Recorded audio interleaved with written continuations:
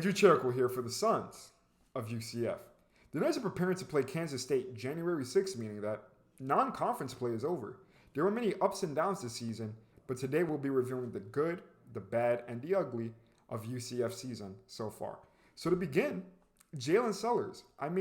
Who would have expected him to have the season that he's having so far? He came in as a transfer from Ball State Junior, and he was brought in to score some points for this team, but not at the level that he's doing right now.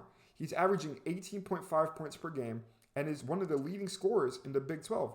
And not even just that, his on-ball defense has been fantastic for us, and he's one of the team's leading rebounders.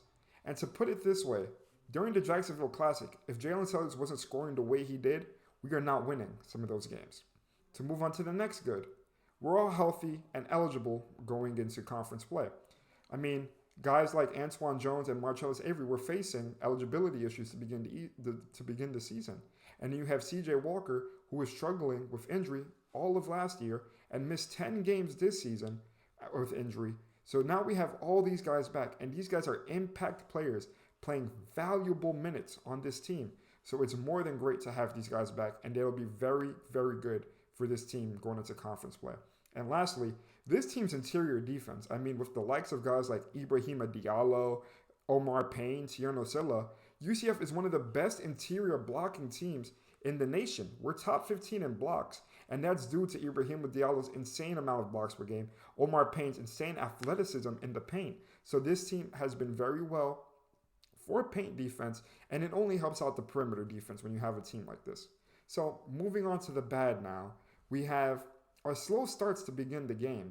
When we're down or even tied with teams that we consider bye games, it's not a good look, especially going into the Big 12 when you could be down by 15 going into a half as opposed to tied.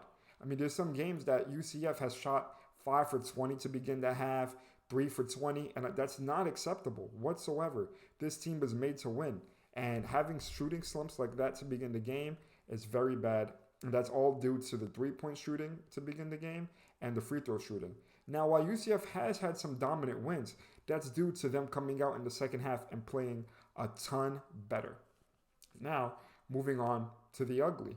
The loss to Stetson. This team would be 10-2 if we didn't lose to Stetson against two very respectable losses, against two very good teams in Miami and Ole Miss.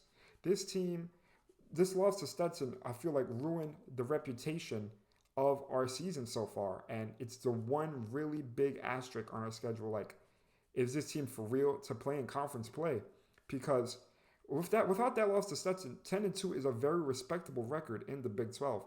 And it only stings that much harder that the loss was to Donnie Jones, a former UCF head coach. So that was just very ugly. A lot of fans lost some morale. I feel like the players were gut punched after that loss.